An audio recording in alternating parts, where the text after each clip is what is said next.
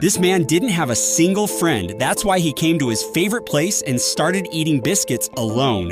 One day when he was eating biscuits, a squirrel came to him and started sniffing his hand. Maybe the squirrel was hungry, so the man gave him a biscuit. The next day, when he came back to the same place, the squirrel started asking him for food again. In a few days, their friendship became so strong that whenever that man came, the cat would directly take food out of his pocket. For their friendship, a like and a subscribe is necessary.